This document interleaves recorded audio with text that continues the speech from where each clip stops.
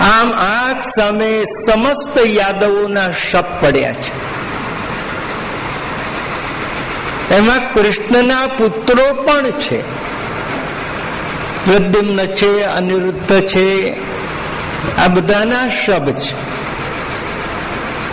અને તે વખતે આમ પીપળાને અલેડીને ડાબા પગ પર જમણો પગ અને મુખ ઉપર પ્રભુ પ્રગટ થયા ત્યારે જે પ્રસન્નતા, એ પ્રસન્નતા એના મુખ ઉપર આ વૈરાગ્યની ચરમ સીમા છે.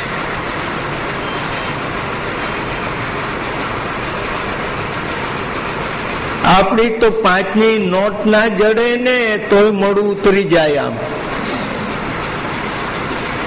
એટલું વૈરાગ્ય પણ આપણે કહી શકીએ ને. અહીં જ મૂકીથી જાય કઈ હવે વધારે નહોતા, 5ની નોટ હતી પણ હવે કોઈ આવ્યું નથી, ગયું જાય ક્યાં 5ની નોટ પડી. હવે એનું મોડું જોવા જેવું થઈ જાય 5ની નોટ માટે. અને આ તો આખો પરિવાર ને એથી વધીને વસુદેવ દેવકી માતા પિતા પાછળ છે. હજુ એના નસીબમાં કૃષ્ણના દર્શન કરતા આંખ મીચવાની નથી.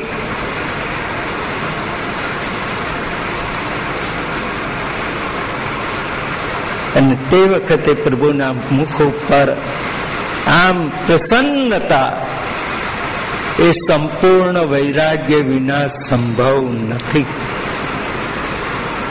તો છે ગુણ, એને ગુણ કો કે ધર્મ કો, શબ્દ ભેદ છે, બાકી કોઈ ભેદ નથી. એ જેનામાં આ રીતે સંપૂર્ણ રહ્યા અને સદા માટે, તેથી એને ભગવાન કહેવાય છે. આપણી પાસે હશે તો ભગવાનના આપેલા હશે, સંપૂર્ણ નહીં હોય અને સદા માટે નહીં હોય.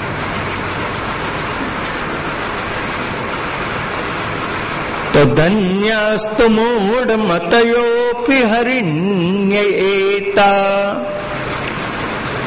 યાનંદ નંદનમુપાત્ત વિચિત્ર વેશમ આકર્ણ્ય વેણુરણિતમ સહ કૃષ્ણ સારા પૂજાંદતુર વિરચિતામ પ્રણયાવલોકૈ.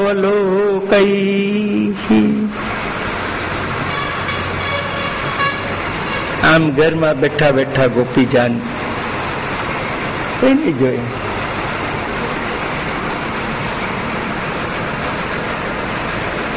અમે આમ દુનિયાના પવનમાં ઉડી જવાય છે તો વધારે ઉડી જવાય. ખરેખર નહીં. ધન્યાસ્તુ મૂઢ મતયોપી હરિણ્યેતા. આમ આંગળી કરી બતાવે છે આ હરિણ્યો ગોપીજનો. એતા કેવી છે? જેની પાસે બુદ્ધિ નામની વસ્તુ નથી. મૂઢ મતયા,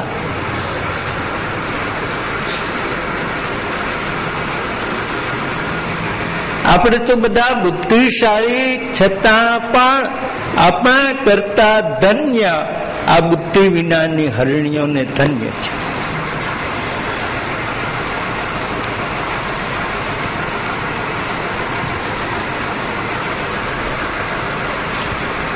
આપણે આપણી બુદ્ધિનો ઉપયોગ કેટલો આ હરિણી જેવો કર્યો ખરો કોઈ દિવસ? આપણે આપણી બુદ્ધિનો ઉપયોગ કેટલો કરીએ?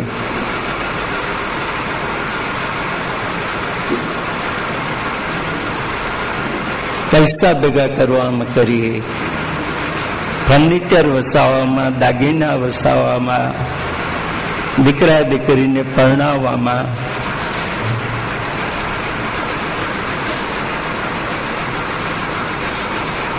આ બધા માટે આપણે વિચાર કર્યો, પણ કોઈ દિવસ આપણને એ વિચાર આવે છે મને માનવ કોણે બનાવ્યો? આ મને મનુષ્ય દેહ આપનાર કોણ? આ વિચાર કોઈ દાડો આપણને નથી આવતો. હા, આ દાગીના કોણે બનાવ્યા? આ કપડા કઈના છે? Made in China, India. આ ટીવી કેવું? આ બધું આપણે, પણ આપણને માનવ કોણે બનાવ્યા? આ વિચાર કરવા જેવો ખરો કે નહીં? કોણે? આપણા બાપ દાદાએ આપણને માનવ બનાવ્યા, તો એમને કોણે બનાવ્યા?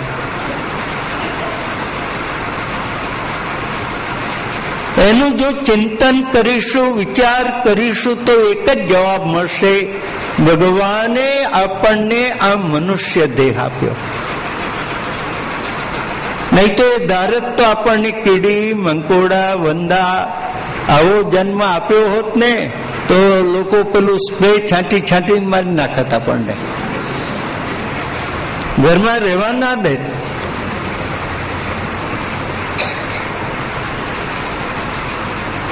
તો જે ભગવાને આપણને કોઈ જીવ જંતુનો દેહ ન આપતા 84 લાખ યોનિમાં ઉત્તમ દેહ, માનવ દેહ જે ભગવાને આપણને ભેટમાં આપ્યો,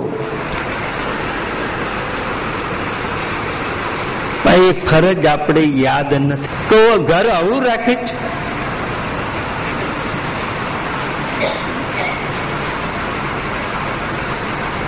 તો જેણે આપણને માનવ દેહ આપ્યો અને આપણે જે રીતે જીવી રહ્યા છે, એ ભગવાનને ગમશે ખરું?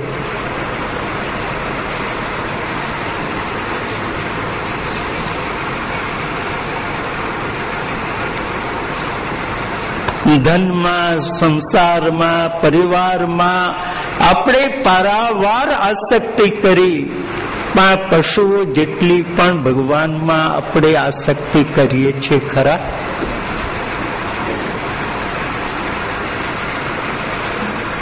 ઘણી વાર આપણા હૃદયને, આપણા મનને, આપણી બુદ્ધિને આ બધા પ્રશ્નો પૂછવા જેવા છે.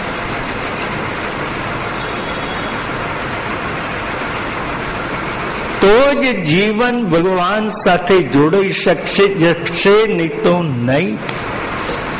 આજે તો આપણા જીવનને એવું બનાવ્યું, સવારે આમ સેવા કરીએ એટલા પૂરતી જ ભગવાન સાથે સગાઈ, અથવા મંદિરમાં દર્શન કરીએ એટલા પૂરતી સગાઈ, પછી બહાર નીકળ્યા પછી બાકી 24 કલાક ભગવાન જોડે છૂટાછેડા.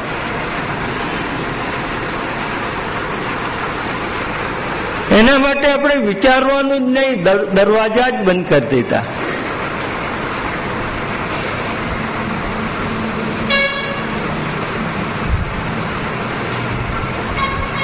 વિચારવા જેવું લાગે તો વિચારી જોજો. ભગવાન એ કોઈ શોકેસમાં મૂકવાની વસ્તુ નથી, એ તો હૃદયમાં પધરાવવાની વસ્તુ છે.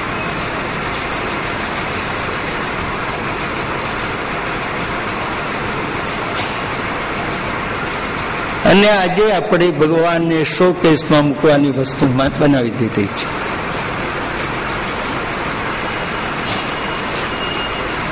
ઘણા લોકો આમ પોતાની ઓફિસમાં પાછા ભગવાનને પધરાવે,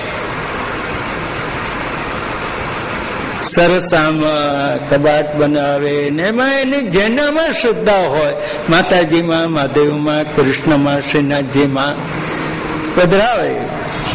પાછો ત્યાં દીવો પણ કરે, ફૂલની માળા રોજ ચડાવે, પગે પણ લાગે, અને એક ભગવાનની સામે બેસીને ટેબલ ઉપર લાખ ખોટા કામ કરે.